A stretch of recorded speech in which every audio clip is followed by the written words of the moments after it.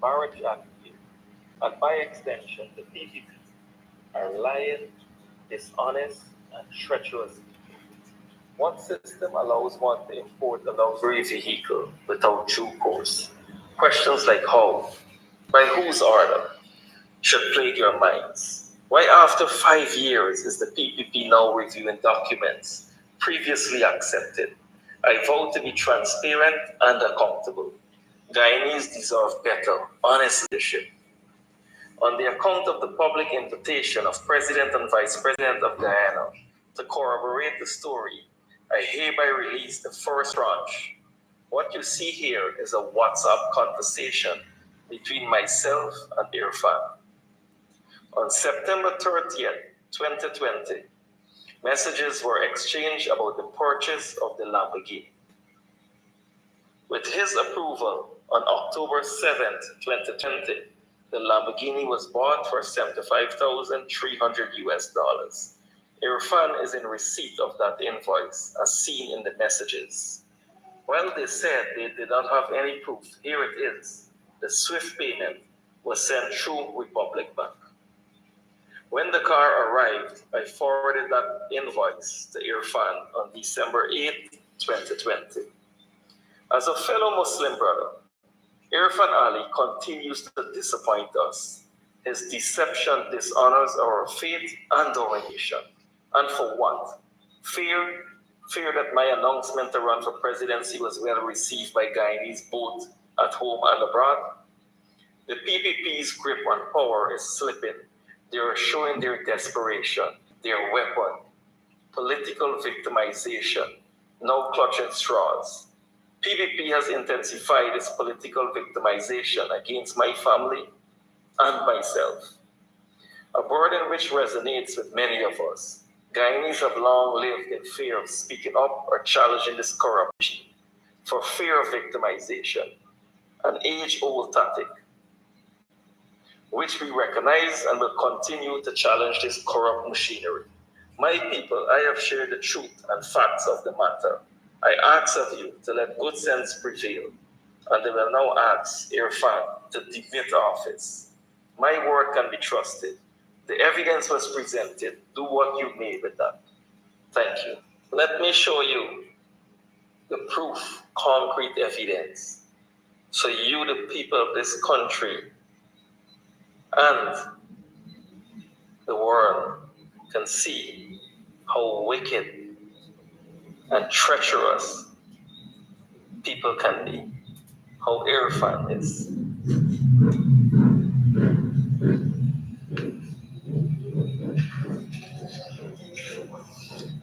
So let's go into WhatsApp. This is my WhatsApp. Go into Irfan. This is his number. We have a lot of messages, but we'll deal with these soon time. A lot of important things here. So let's deal with September 30th, 2020. This is even before the car was purchased. Chief, if I pay $50 million duty, would Stacia fight me down? For those of you who don't know who is Stacia, Stacia is the Commissioner General for GRA, Guyana Revenue Authority. His name is Godfrey Stacia. On October the 6th, 2020, I missed a call from Irfan. Message calling. So I returned the call and I told him that I want to pay $50 million duty if that would be a problem, because I saw the Lamborghini was selling for around $75,000 because it had some electrical issues and it was COVID time, so I got a good deal on the car. He said, wow. Okay. Greetings and welcome to today's edition of Dr. Love Persaud Uncensored. I thought I'll start the show with that idiot's so-called revelations on the crimes of the president. This is what he has built us all up for. I sat around hoping. My anxiety level was rising.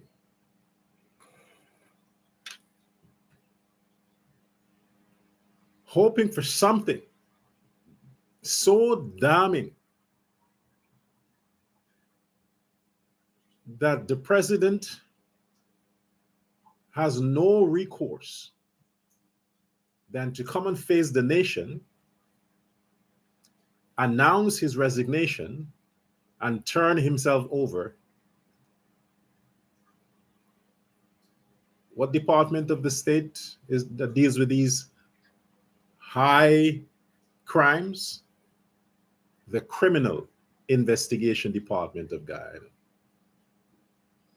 I sat around thinking that that's the position the president would find himself in after this is revealed, building us up, building us up.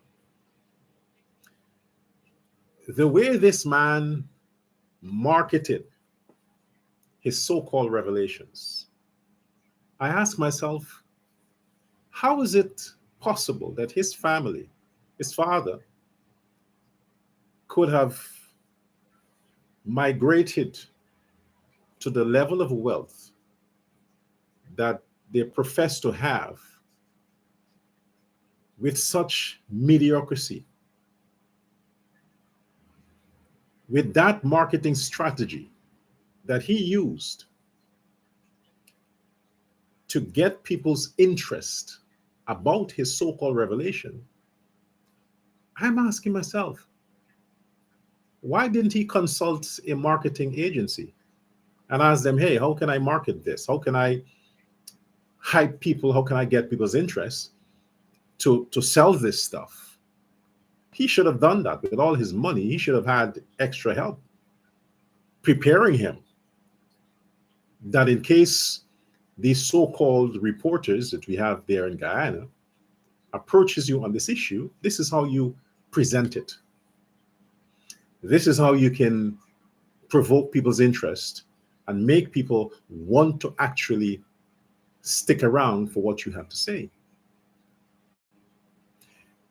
Because of the position I find myself in, or I place myself in, regarding the second term of President Ali, it concerned me. But if I had no interest in President Ali's second term, I would not be interested in anything that person has to say. So I wanted to know. This is why I thought, okay, maybe I have to focus on somebody else's second term, because based on what this idiot said that he had to reveal, it may compromise the chances of the president's re-election. So therefore, I waited. And then a good supporter sent me this post. I thought, okay, let me click on it and see here exactly what, because I put it in my script and try to figure out what is being said. The only thing I get from that is that dumb fool has further incriminated himself. That fool. It makes you wonder, money really doesn't have taste. Because if money had taste, idiots like that should be in the ghetto. How the heck did he happen to be born in a household that had money, and then he was raised in money and turned out to be, let me repeat that. He was raised in money, yet turned out to be this stupid. Maybe they're right. Money doesn't buy common sense. If you are born as an idiot, you will grow up as a fool. This is the typical example. This Mohammed guy. Halfway through that thing he tried to do, I was bored to hell. And these are the people that caused me to have an addiction for coffee. See, I have to drink again. People like him and Aubrey Norton are why I drink coffee. Because when they open their mouth to speak,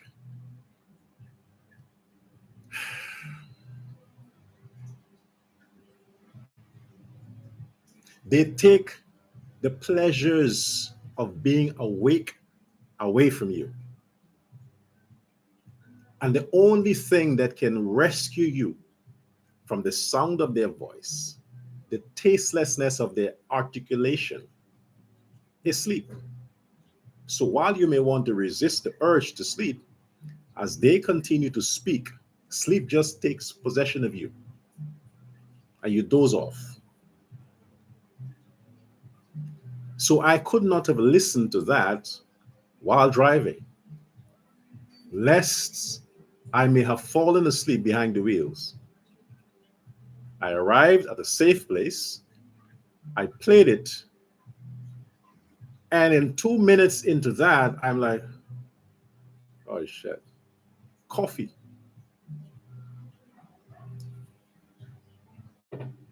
The first thing I want to point out here to this, Azzrudin, you no longer get sir from me or mister. What you get from me is idiot, fool, imbecile, pea brain, pea head, lunatic. I am, because there are children watching, I'll not cuss.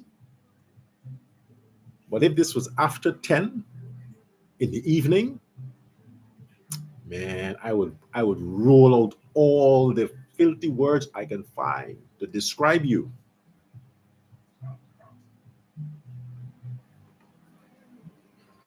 But idiot Azzrudin Mohamed, what you have done there, I am personally now challenging President Irfan Ali, because you have made this claim to a sitting president, not a political candidate, because President Ali would have been president based on the time you are recounting here. So in the office of the president, you are alleging that the president conspired with you for this stupid issue, for something as insignificant as this. You are alleging the president risked chances of being impeached, losing his presidency, risking a second term, losing the trust of the Guyanese population to help you with a broken down car that you bought on an auction for 75,000 American dollars. What you did, idiot, what you have done, first of all, let me slap some sense into your head, because you should have consulted with your lawyers, because your daddy seemed to be an idiot himself. I see where you get that from. You should have talked to your lawyers. You're not that smart to hire publicists. Your lawyers should have advised you that sharing private messages. Do you know that WhatsApp has a thing they call encrypted messages? It means that nobody can hack WhatsApp. It means that when two persons are exchanging communication, it's based on trust. I trust you, so I text you on WhatsApp. I trust that the conversation remains here. If anything within this parameters needs to be exposed, you have to seek my consent, written consent, that yes, you are allowed to discuss or share content of this conversation between you and I. That's the law. It's legal. Secondly, idiot Mohammed, there's no country right now who allow people, be it vengeance, be it anger, be it, when it says a woman scorn, she wants to somehow vent her remorse, not remorse, vent her regret of the relationship, get at you, hurt you where she thinks it might hurt. She would take your telephone number, especially if you are a popular person or a well-known person. She would take your number that only you can give and expose it on the internet. That's a criminal offense. It's also a civil crime. You can sue someone for libel in a court of law if they take your number, your telephone number that you gave them only, and they expose it via social media or on television or whatever means to a wider audience. You, the victim, can sue that person. The police can get involved. They can be locked up, charged, and subsequently they can be sued because it's a crime. That's for the normal people. That is for the everyday Joes. And what you fool has done,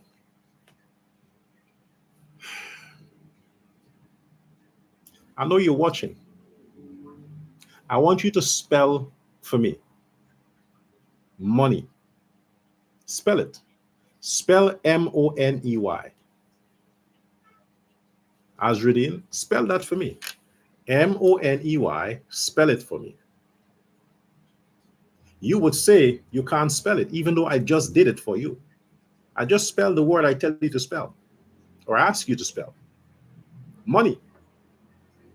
Now spell stupidity. Stupidity.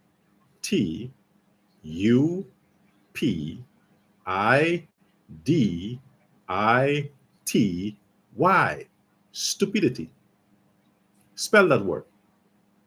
You still can't figure it out, even though I just spelled it for you.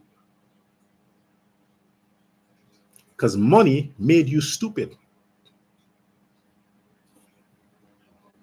Irfan Ali is the president of a powerful nation, Guyana. He's the head of state. In your weak revelations, in your WhatsApp, you addressed him as chief. Chief. You talked about Muslim brothers. Your Muslim brother is the president.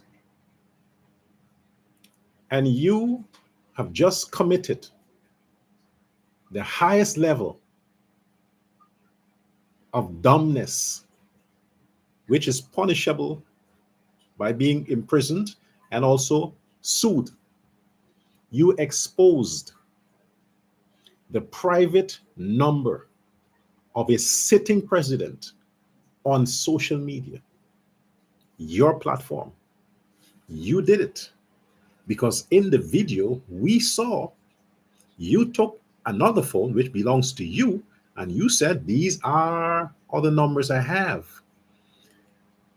You type Irfan, your hands did it. You typed Irfan. We saw the man, a boy, something like that. Then you pulled up his number. You brought it close enough for a few seconds so that those who are watching could make a note of it. That was your intention.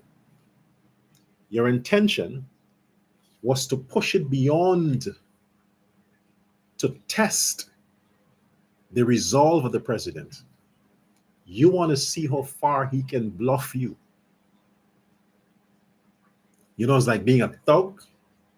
You're talking, you're pushing your hand in the man's face. He's backing away. He's standing. He's just standing. And you're talking. You're pushing your hand. You're pushing your hand. You're not touching. You're pushing your hand. Because you want him to touch you. Then you're going to throw yourself on the ground and pretend you were so injured. You want to sue him. When you were the one poking and pushing and pushing. And you say, yeah, but I didn't touch you. You should have had more self-control. But in this case, the president don't need to have self-control.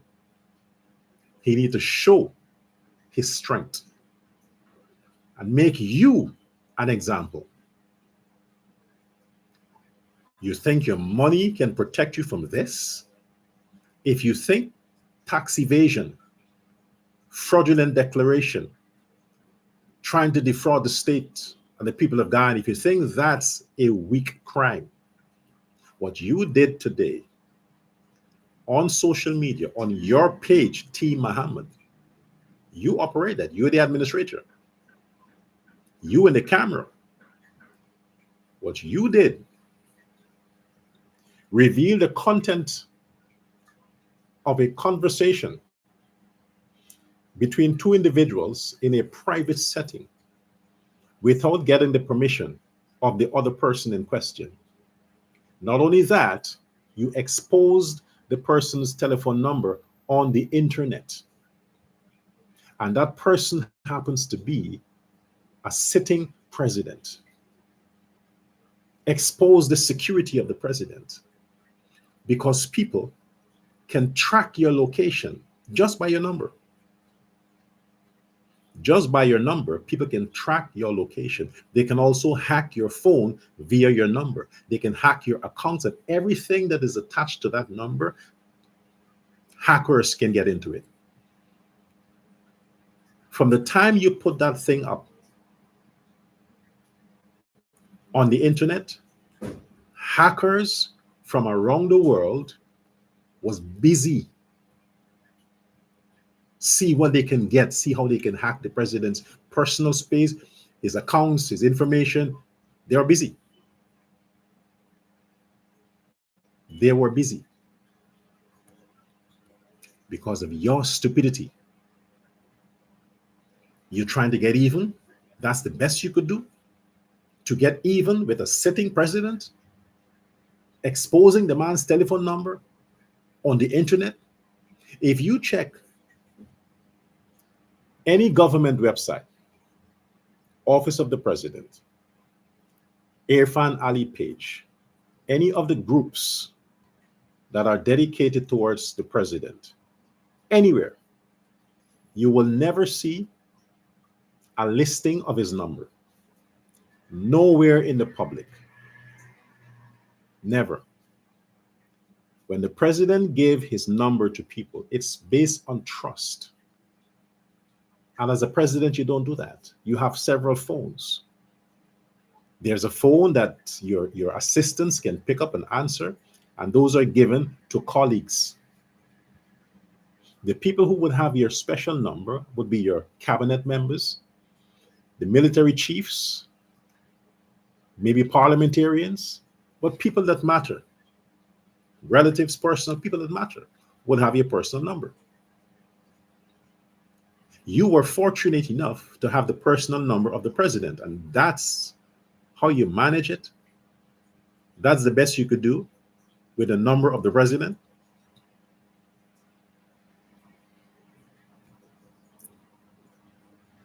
Seriously. There are consequences. It's already out there. You can't delete it.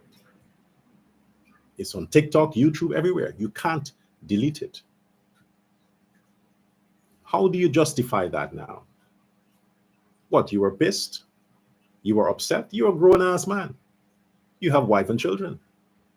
You're head of a organization.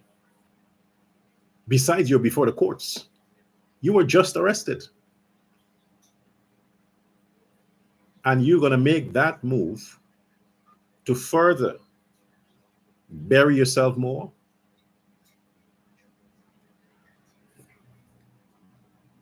So since you have done this dumb thing to expose your conversation with the president, we all know how WhatsApp works. And from the time you note it and you're scrolling quickly, all we can see is your side. You're busy bothering the man. Most of the apps that you scroll quickly is on the right side of the phone. You see the recipient respond on the left side of the phone. The right side is where the sender is sending.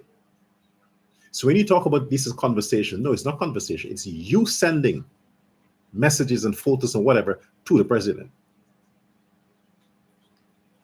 There is only a few cases where he briefly is taking care of whatever, calling, and you see why he had not expressly written text in response to you. Because the man knew you're kind. He knew you're kind. He knew what you're capable of. This is why he was very careful in writing a text or a sentence that has 2 lines. Always brief, to the point. So you can never say he responded to whatever it is. There is nothing that you have shown that is incriminating to the president. Nothing. What? Because he said taken care of? You have not detailed in any way. All you said is what you allegedly told the president, and you are saying it.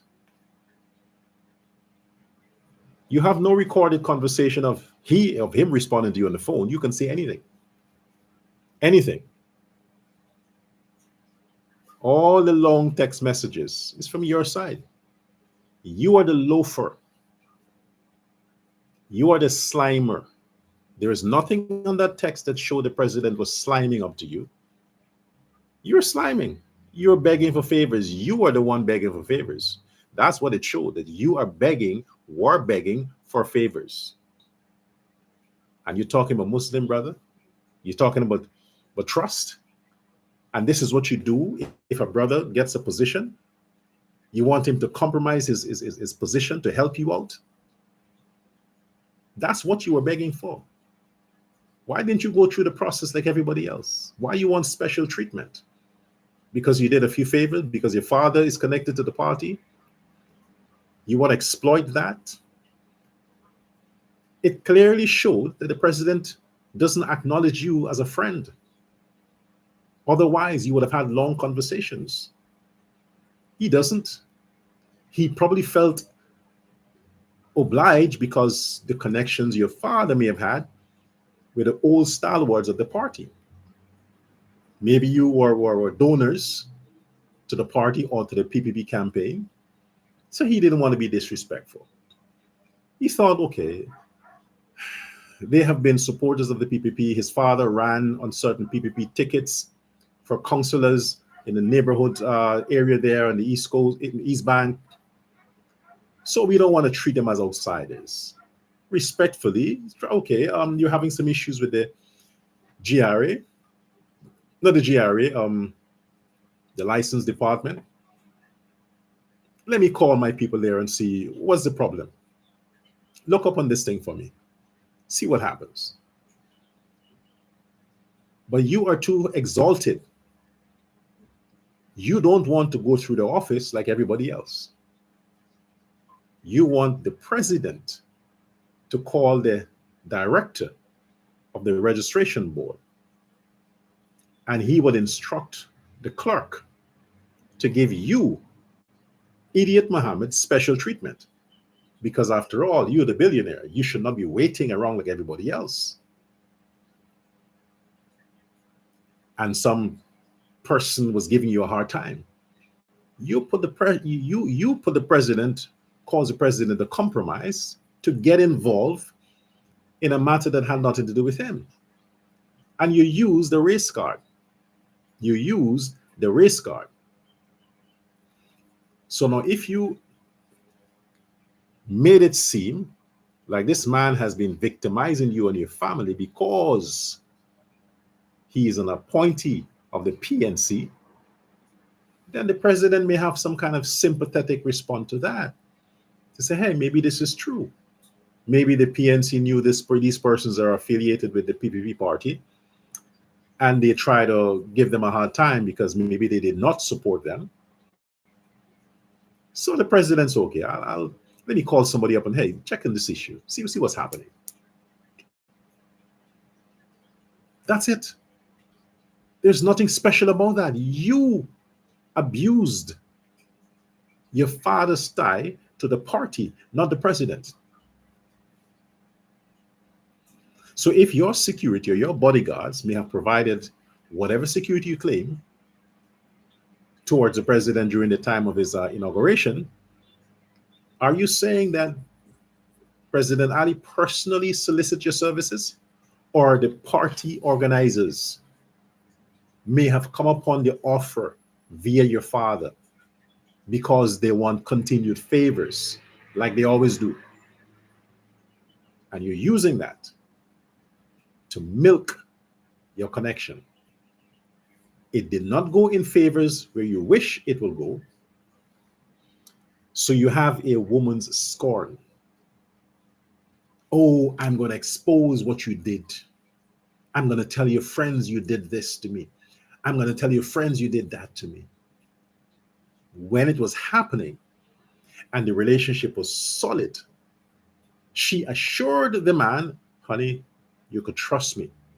Whatever we do in the bedroom is private. Even if we separate, you can trust me. To give him that assurance that she is that matured and responsible. And from the time she cannot control him anymore and manipulate him to suit her own needs, she's thinking, what weapon do I have that I can use to make him look bad? Oh, yes. He made me do this to him in the bedroom. And she goes on social media and she types it. Think it will embarrass him. It usually does. But then men move on. In your case, you won't get a chance to move on. Because if you're behaving like a spoiled female with an axe to grind, you'll get some man's treatment.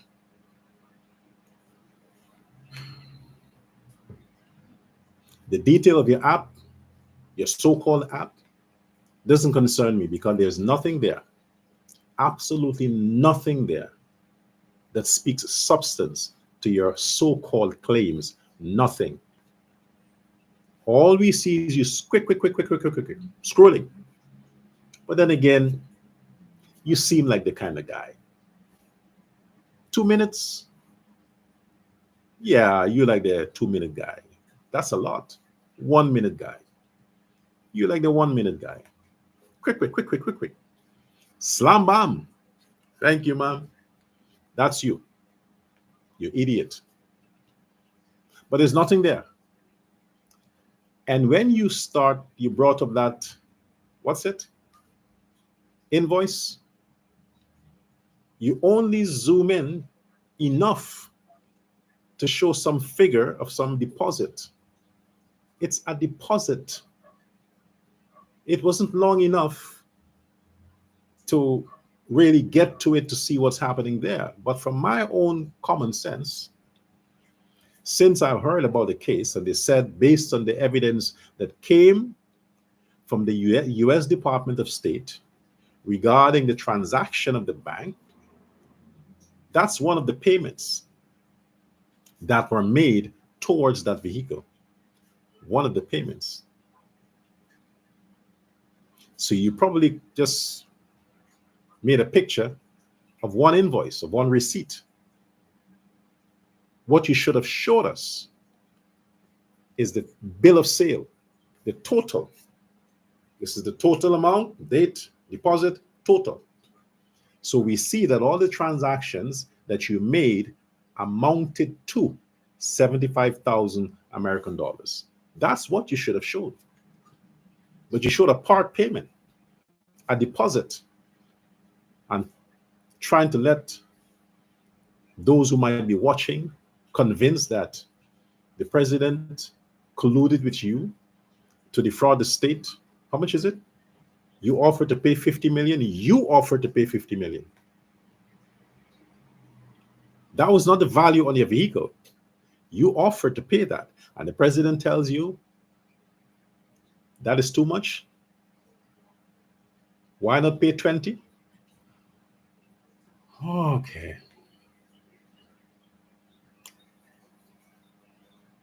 You aren't as dumb as I think. You are ridiculously stupid. Because you want to suggest that the president of Guyana, President Irfan Ali, who is in control when he took office of literally trillions of dollars. He's in control of that. Wants a cut of your 50 million. So he's telling you indirectly, you could pay 20 million. And the 30 million, give me 20. Keep the 10. That's what you're suggesting. That's what you're trying to let people do. Read between the lines. The president said, why? I'm the president. I can call somebody and let them take 20 million from you, and you and I can settle the rest on the side. That's what you are suggesting happened. But if you're that confident about it happening, why don't you just say it? That the president tried to get a bribe from you. Why could you just say it? I thought you were dumb. Maybe if you were just dumb, I'll just be nice to you. But you are ridiculously stupid. It's unbelievable. It's unfathomable. Unfathomable how stupid you are. You didn't think this through. You just open your mouth and you speak. It could have been scripted. Get somebody to write your scripts, rehearse them, practice it for 6 months. Familiarize yourself with the subject you want to corrupt. Then you speak. But when you open your mouth and talk, you think it's counting money. 1, 2, 3, 4, 5, 6, 7, 8, 9, 10. No. There is a disconnection between your mouth and your brain. Even your eyes. Confusion. Your personality, Azzrudin Mohamed, is like the PNC, APNU, and the AFC. In fighting. Can't agree. Because your eyes is seeing something, your lips can't translate what your eyes are seeing, and your brain is confused. It's like, what are we going to do? Decide what you want me to say. So your brain cannot come up with the sentences fast enough. You're contradicting yourself as you open your mouth to try to speak. You're babbling. It's called gibberish. Gibberish. And you are calling on the president to what? Step out of office?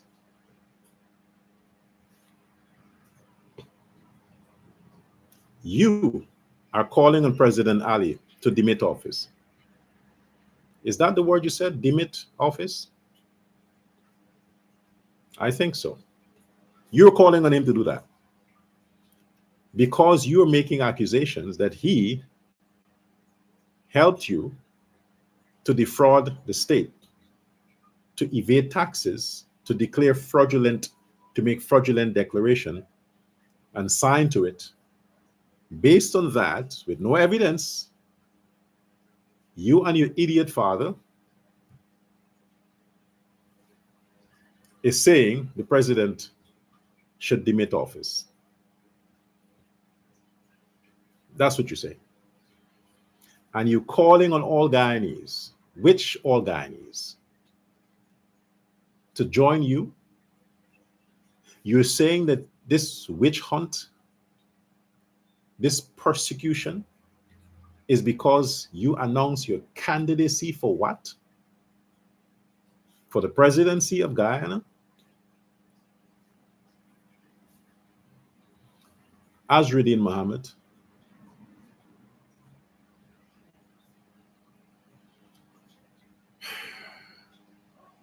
Guyanese in the diaspora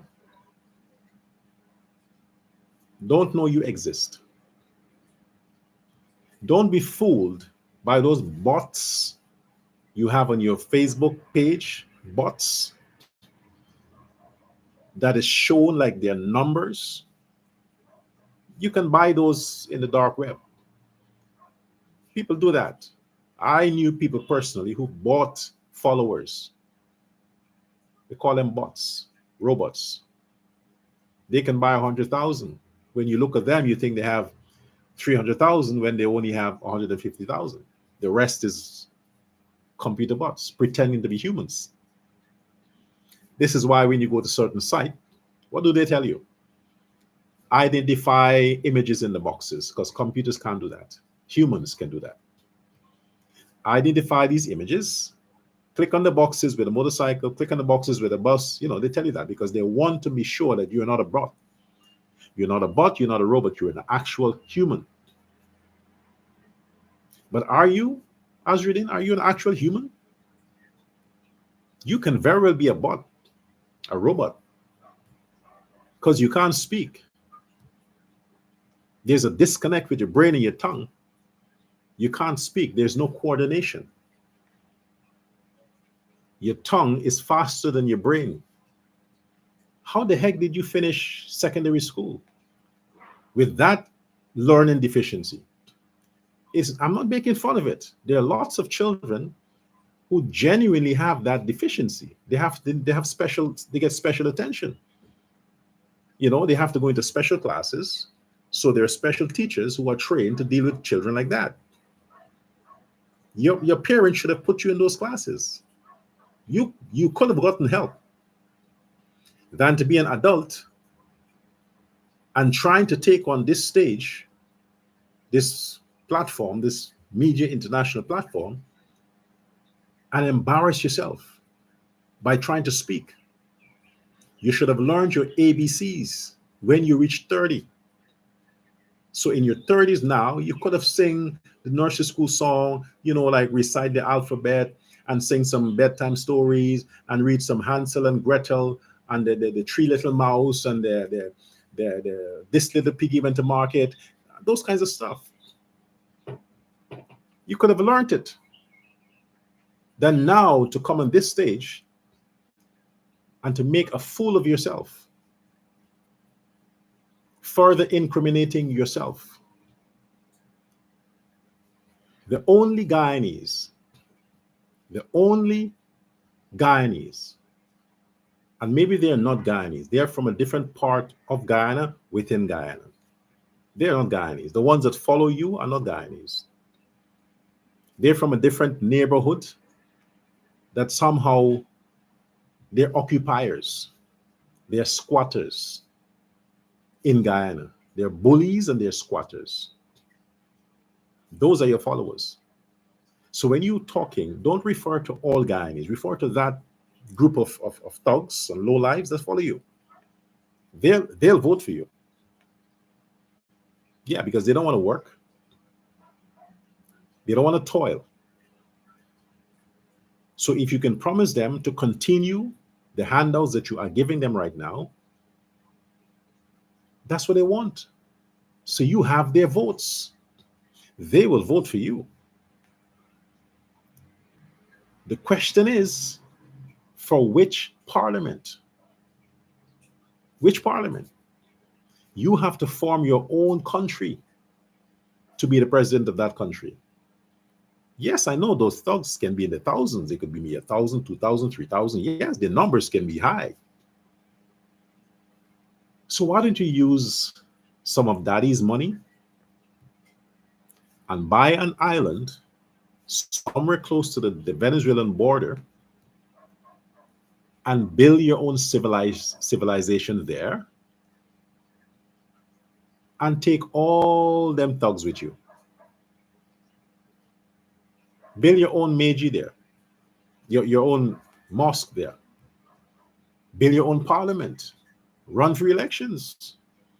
You have no competition. Nobody will contest. Just you. You know the movie, The Dictator?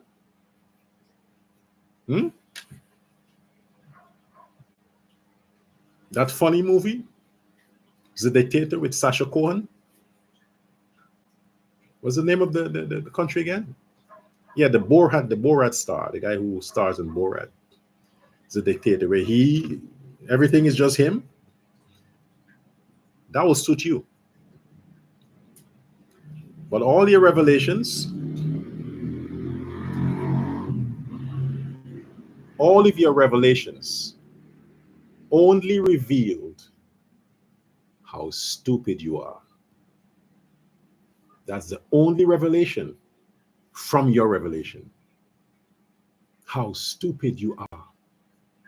From the day of the court, the things you said, to today, further show that money should really discriminate. Money should really discriminate.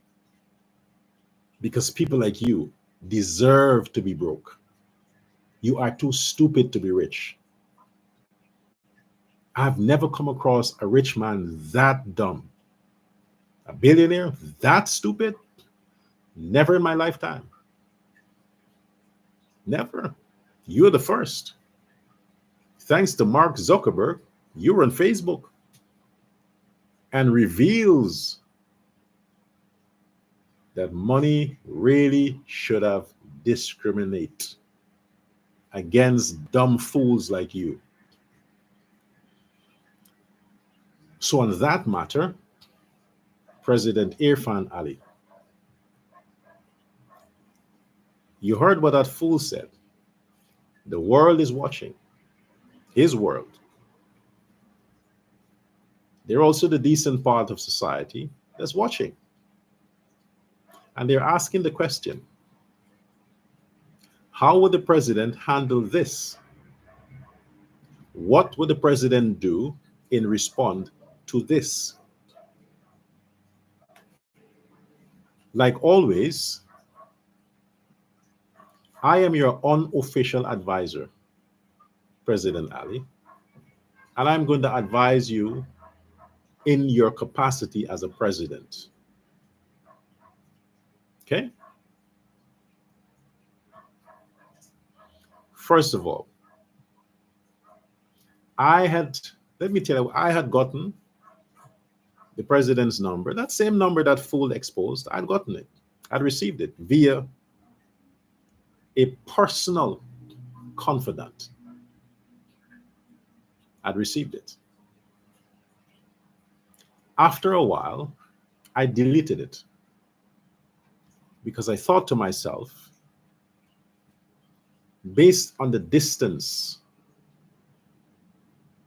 geographical distance, it is useless for me to hold on to this number because I'm not physically there if I'm needed. When I'm physically there, I would not need the number. I'd just show up at the office to transact whatever I need to transact. I deleted the number. because I had no need of it.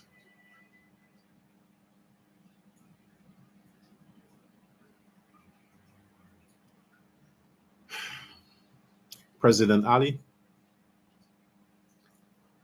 what that man did is an insult. It is an insult to the office of the President of Guyana. First offense. Secondly, it is a breach of privacy of the person, the president.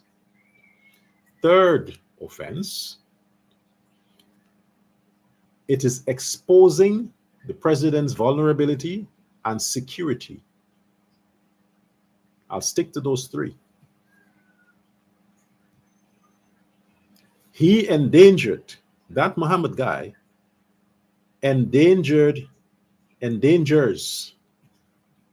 your life, your works, your presidency by what he did on social media today.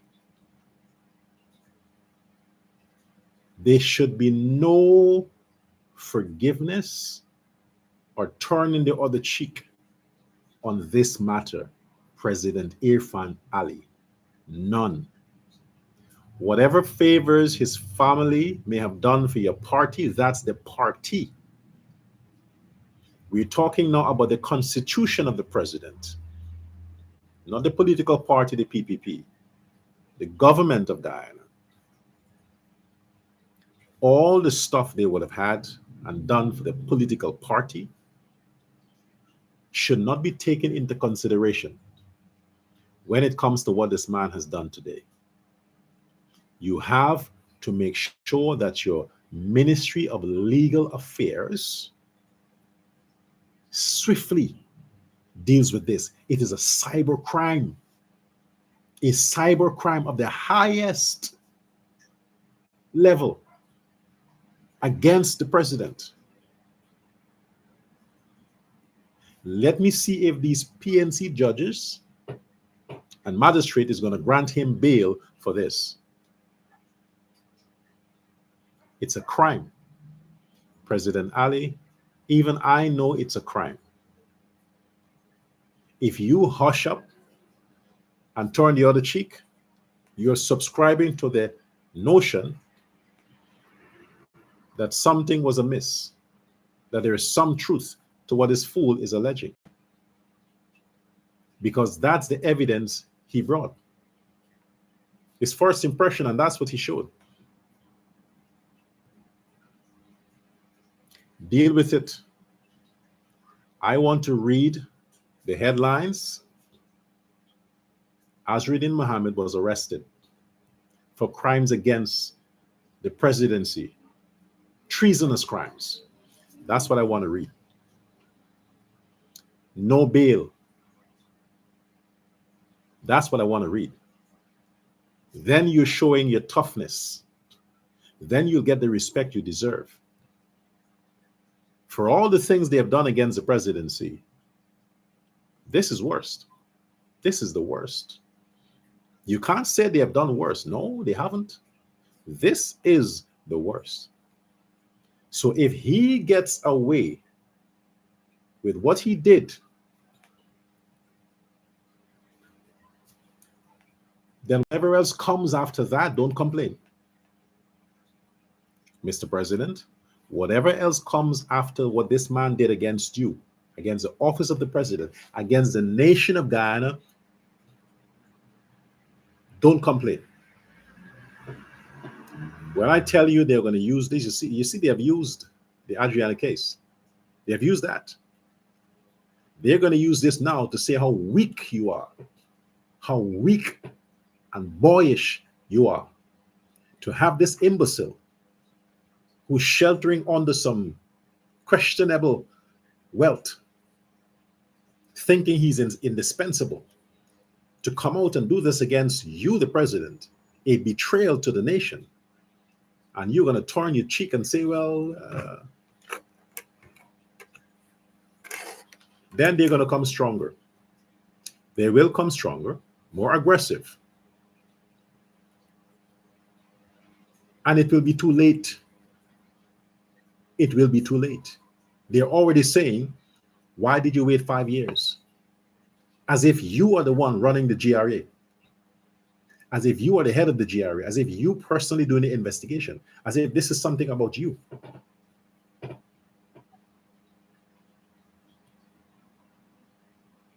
There are a lot of fools out there who would think this is weaponizing the legal department against a possible political contender, against a political candidate.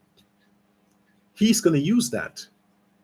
And the people of Guyana, who are fair, just people, may offer sympathy to him in that, hey, this is true. Why didn't they come after this guy since 2020 on this case? Why wait until now? Because he announced that he's going to run for president. These same people, because the only traffic they're getting, because the only flow of information that's coming their way is from anti-government sources on social media, they never get the opportunity to hear how the world works. When the American Revenue Department is investigating someone, that investigation can take 10 years before they actually arrest the person. It's not something that a witness can say, I saw somebody shot somebody. No, no. This is a different level of crime. The average person would not understand that. They would interpret this based on how the PNC sells it, the AFC sells it, and this Mohammed guy sells it. It's political lynching. That is how they will take it and think, hey, this is unfair. Why would you do this to the guy because he's running for president? You honestly think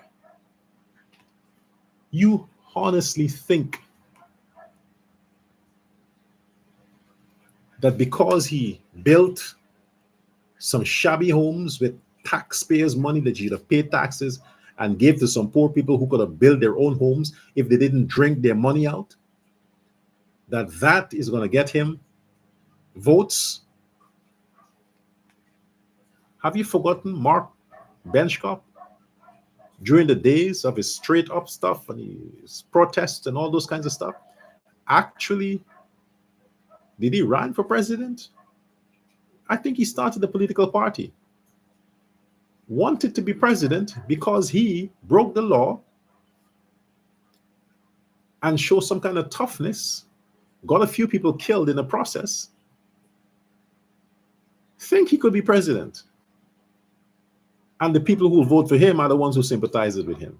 How much votes did he get? How much? And that was more activism than what you claim you're doing.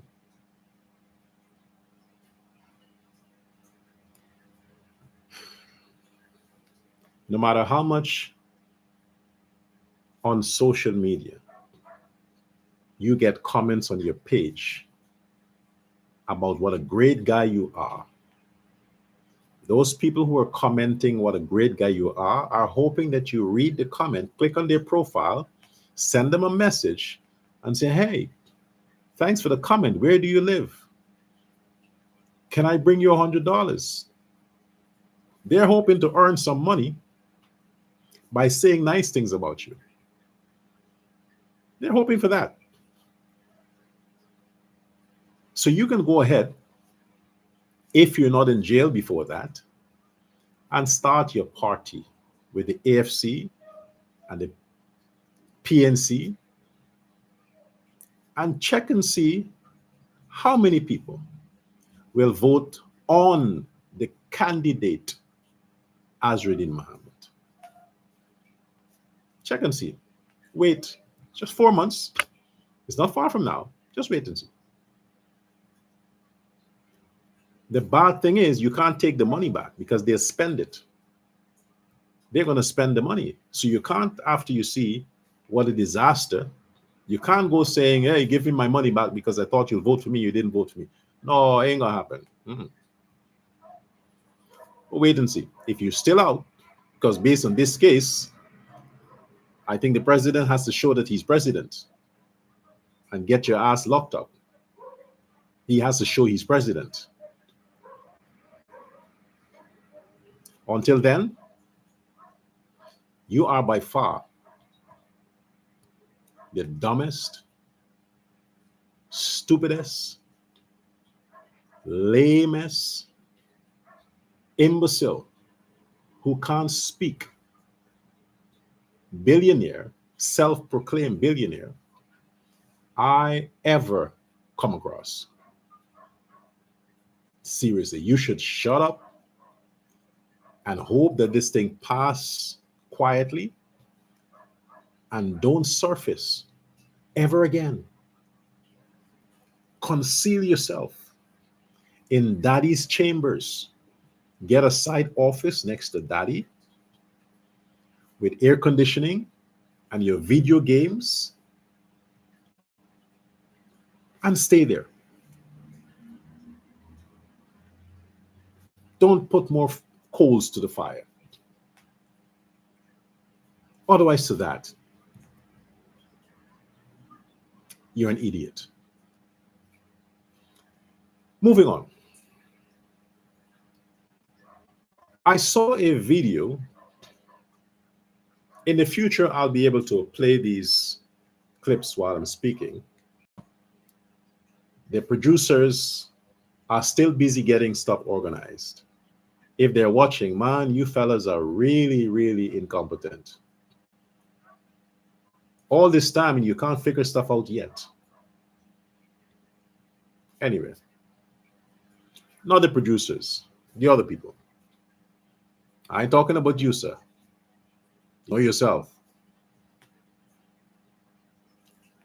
I saw this clip on the social media circulating where somebody died, and the funeral procession, they mounted the coffin on top of a bus that is used to transport passengers in that area from Georgetown to wherever.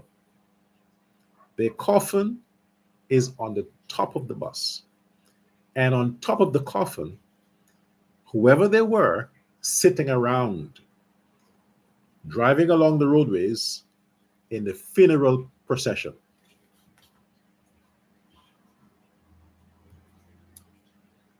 This is in Guyana.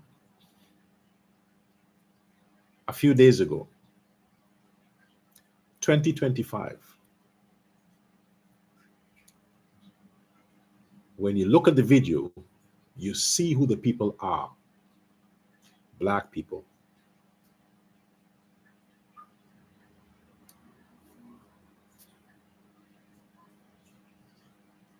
What else can I say? The police were called in. They showed up. They met with resistance. And as far as I could see,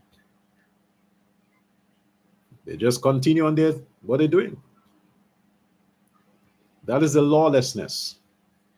Robertson Ben, Home Affairs Minister. Minister Persaud, Human Services, Social Security Minister.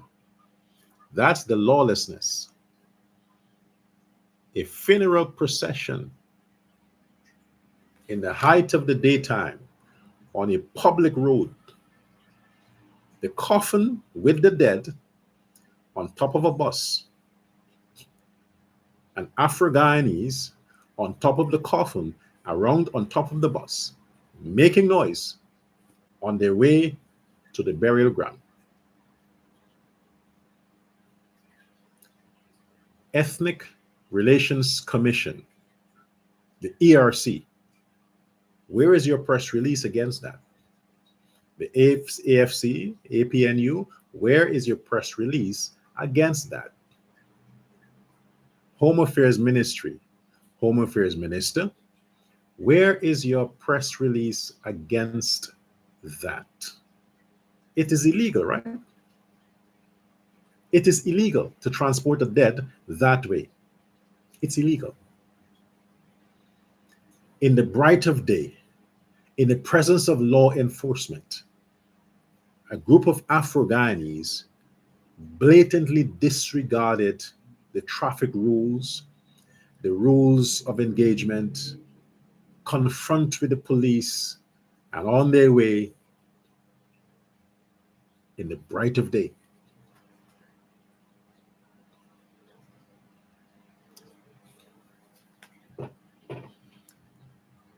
Robertson Ben, I can't say it loud enough what a failure you are. I can't say it loud enough. You see, as a result of the way you're running the Home Affairs Ministry, you see what this Azzrudin guy has done to your president? You see what he's done to your president? That's the security the president have, that these people can do that.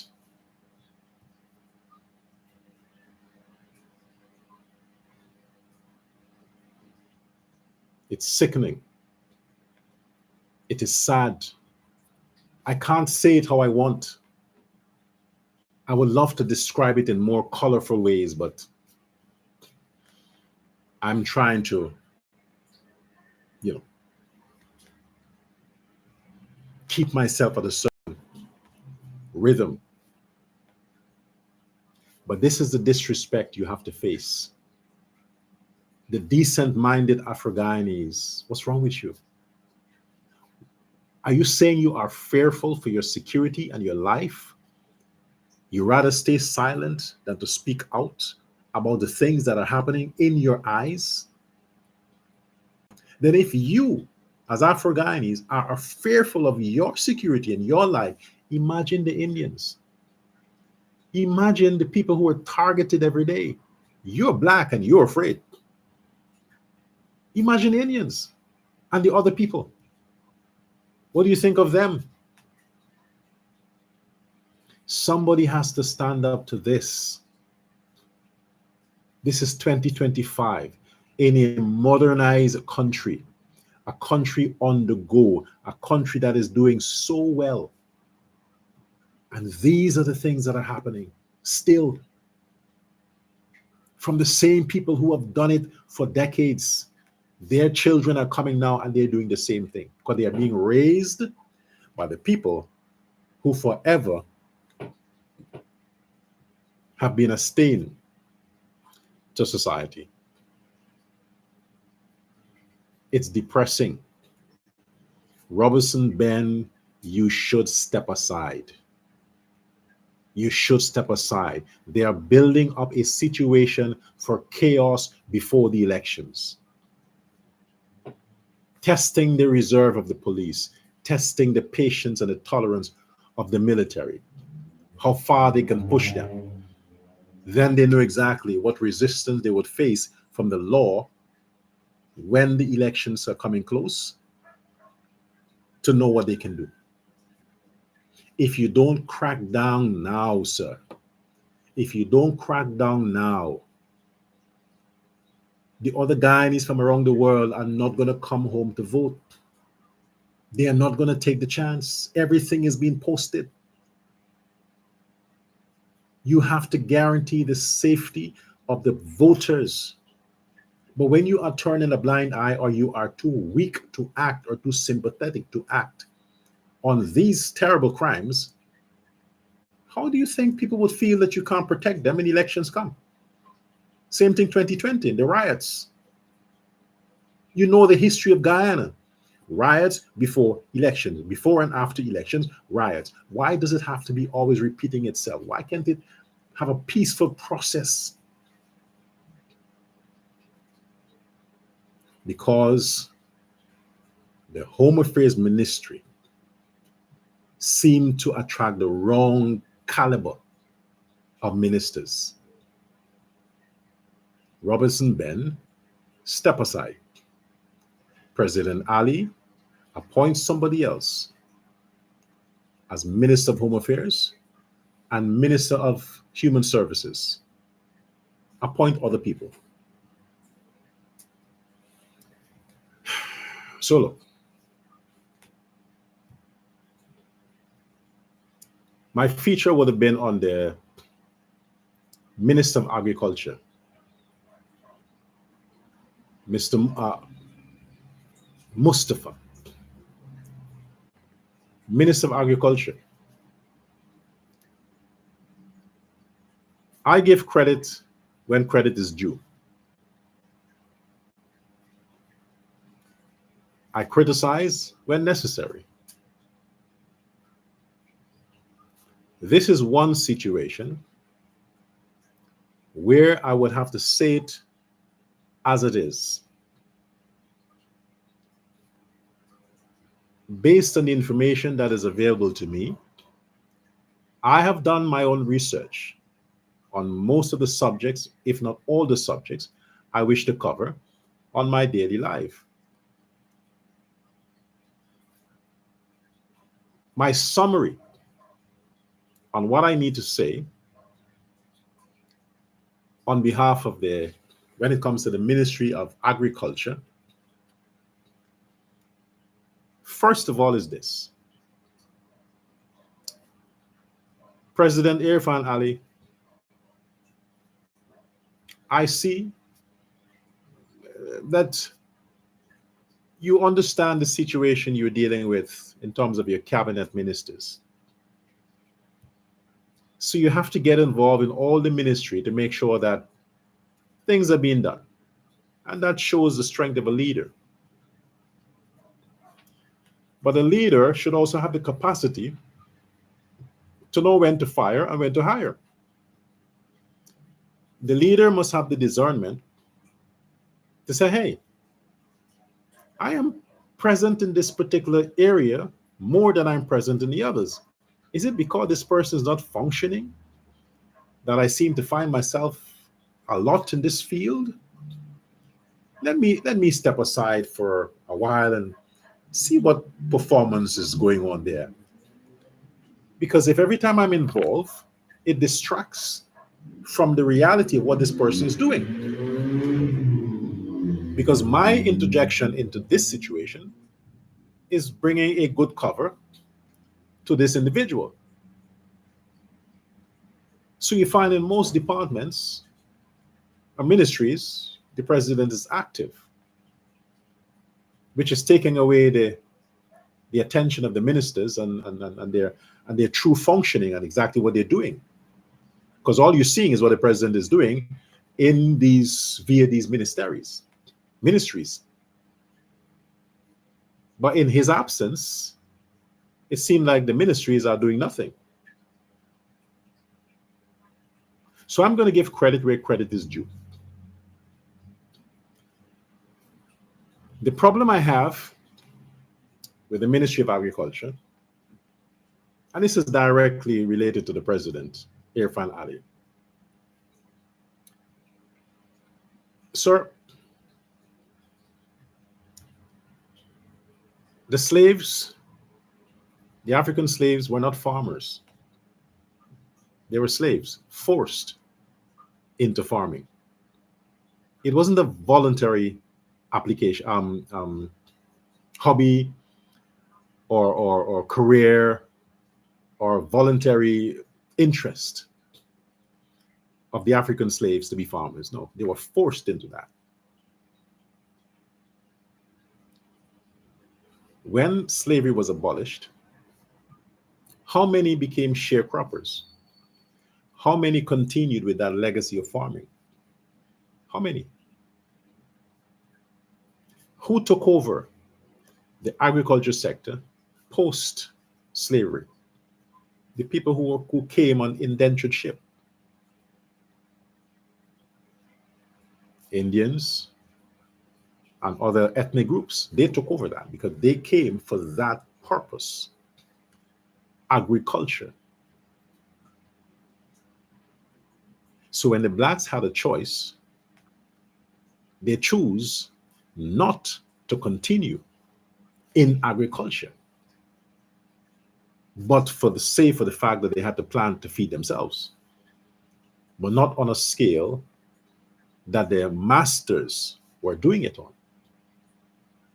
They had access to land, they had land, they got land, but that was not continued because it's not in their DNA.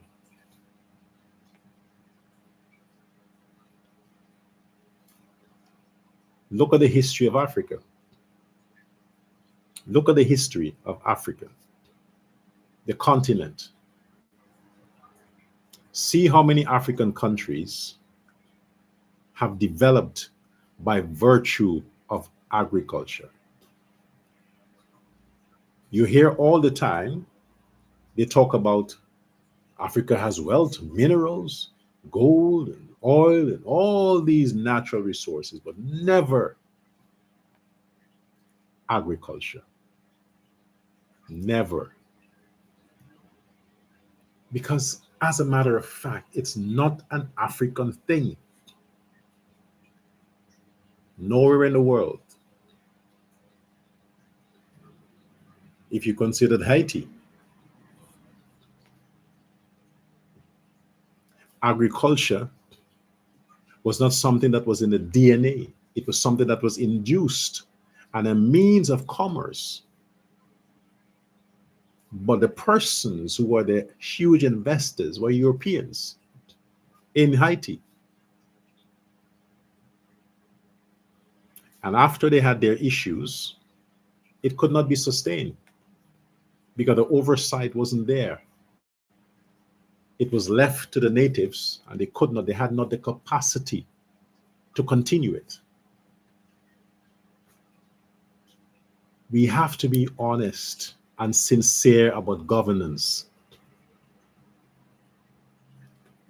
For decade post-independence, 28 plus years with the PNC government, where they controlled everything,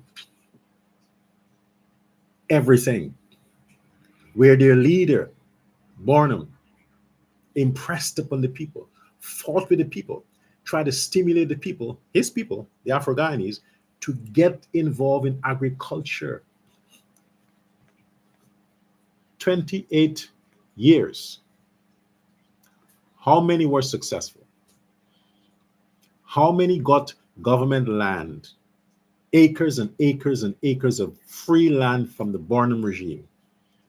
How many took advantage of it and built industries and economies for their area, their village, their location by virtue of agriculture? How many did? In fact, what they did was to sell their land to who? The Indians, who were the farmers. They sold it to the Indians, who were the farmers. And now you hear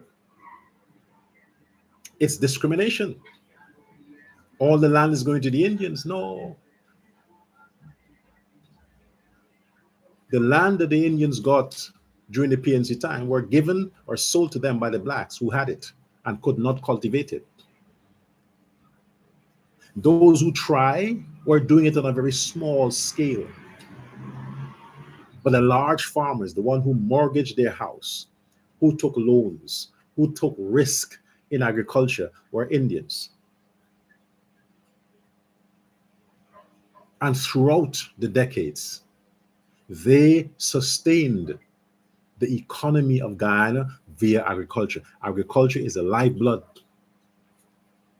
It's like oil. Just like how cars need oil to stay alive, human beings need food to stay alive. Agriculture is food. Every sector of agriculture is food, sustenance for life.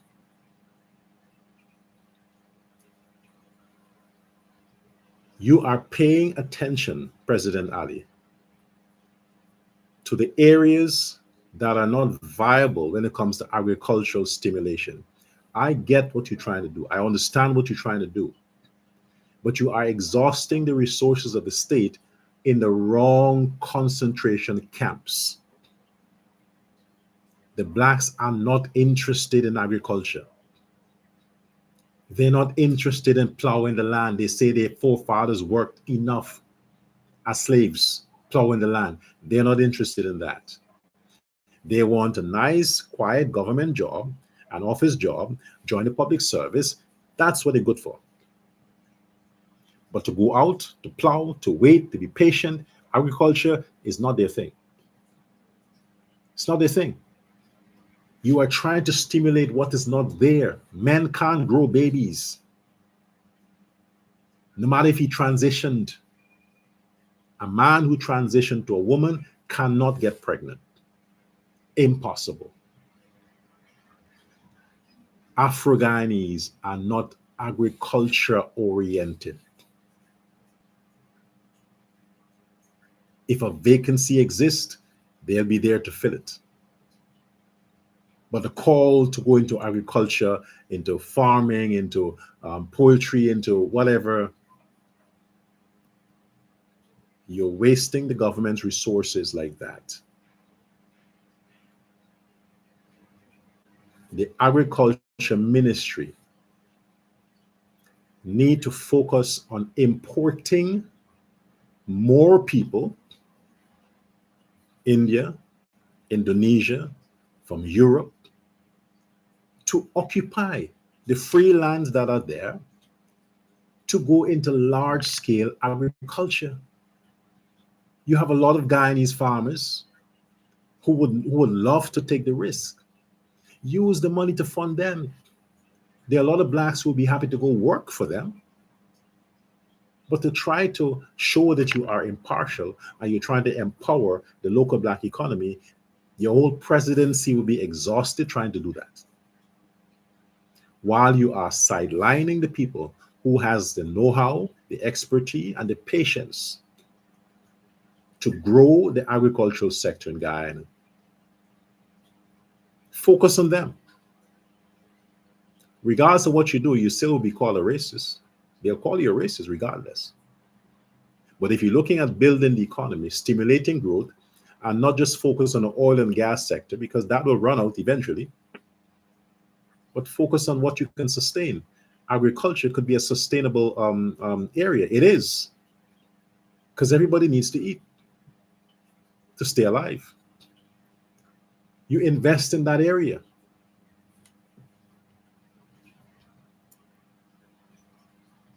Mustafa, Minister of Agriculture.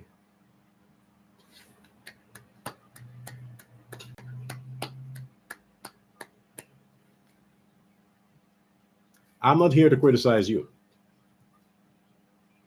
I wanted to take a break from criticism. I chose you today. I choose the Agriculture Ministry today because I want to commend you. I want to say I am impressed. You are one of the ministers that is a wrong peg in a wrong hole. The right man for the job.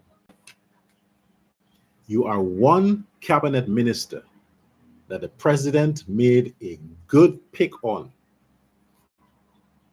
Minister Mustafa. You're one guy.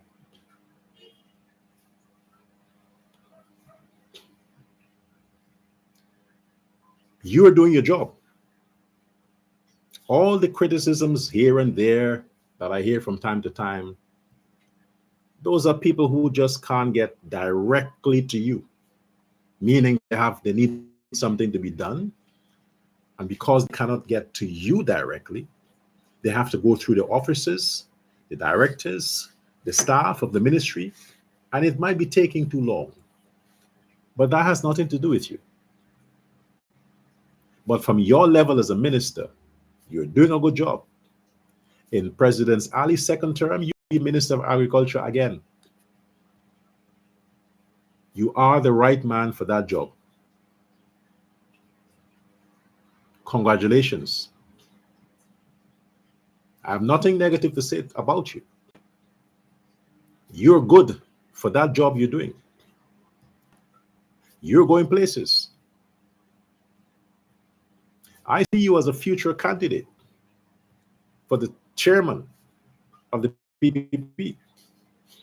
I see you as a future candidate because you have grown the agricultural sector. I know those ideas are not just the president's ideas. I know you have something to do with it too. And because the president sees the potential of what you're doing, he wants to support it. Say, hey, I like this. So he's backing you. He's standing with you. That is good. You're making the president look good. That's what you should be doing as a minister. You're making the president look good. And he likes the good looks you're giving him. So he's there with you. He don't want you to get all the credit. He's like, hey, man, Mustafa, don't feel it anyway, but I need some of that. Because you are doing a great job. But at the same time, invest it where it's profitable. You understand who are the farmers of Guyana. I want to use one last example. A cousin of mine, he's deceased. He was a scientist, agricultural scientist on the west coast of Demerara. For his privacy of his relatives, I wouldn't say, but he taught agriculture science and he all his life, but he never owned a farm, not even a kitchen garden, never had. And he was a genius when it comes to agriculture, a scientist, cousin of mine. I once asked him, why don't you have a farm? Why don't you have this on a large scale? He says, I'm good at teaching agriculture, but not the practical stuff. I understood. I also have associates who are Indians who had no schooling in agriculture, none. But they have massive farms, massive investments in agriculture. That's the reality. Mustafa, you've done well. Hats off to you. I will not repeat the cheap criticisms that comes from time to time. No, I won't repeat that. No matter what you do. Jesus gave his life for sinners, and yet they curse him. So whatever you do, you would always have your critics. But your good performance outshines the little criticism that comes from the PNC. They're the ones who criticize you, the PNC. I wouldn't give them that credit. So I want to conclude on this. You had the Guyana independence celebration in New York. It was in Guyana, I think, a few weeks ago. So in America, they got the permit to have it done sometime. Is it yesterday, Sunday, or Saturday? But sometime. And the typical PNC people used something as sacred as an independence observation or celebration in another country to capitalize, monetize, and politicize that event into something as dumb as some stage talking about a closed case.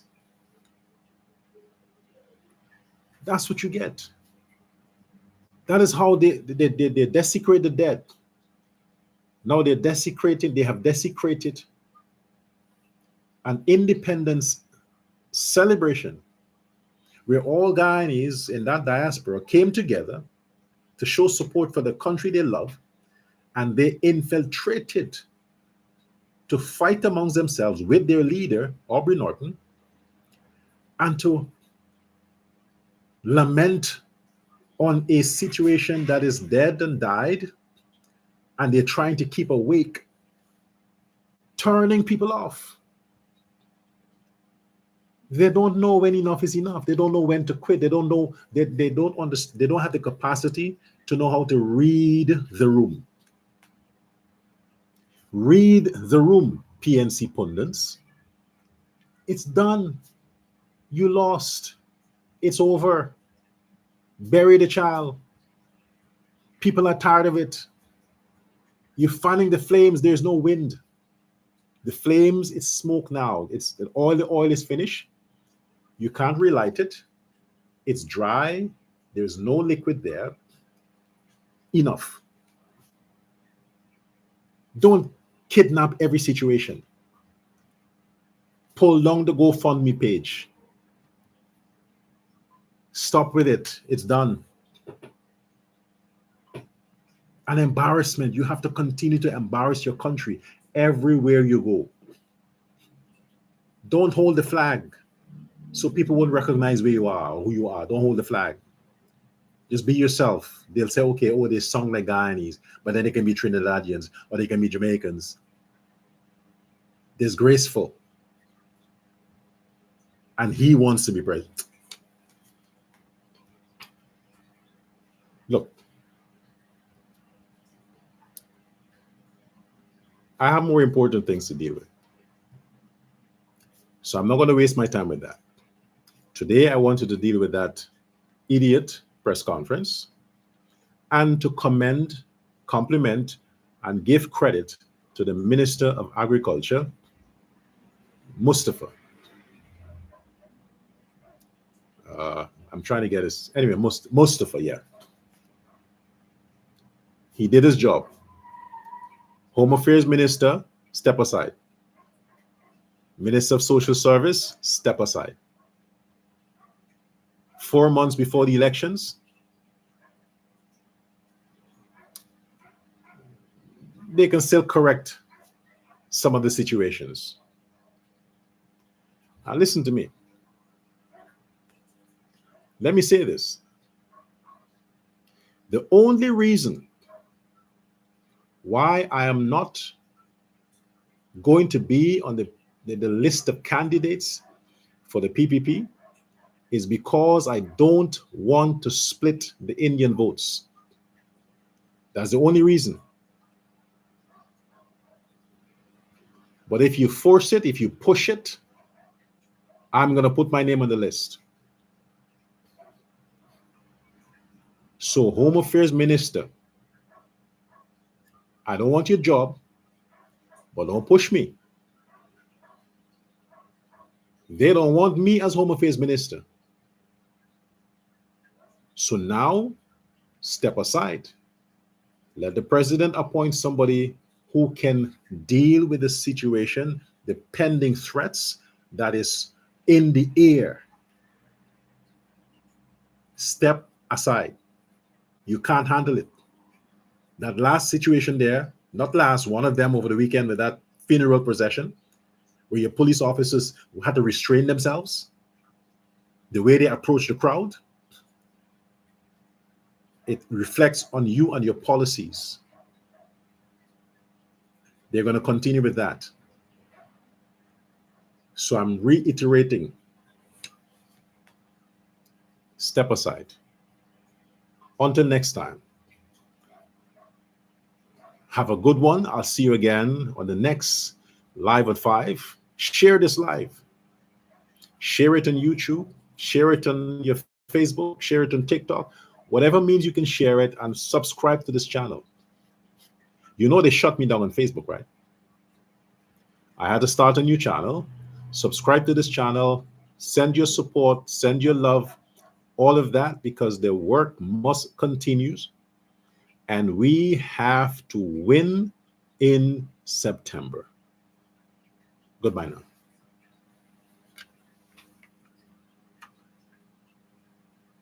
Yeah. Oh, shit.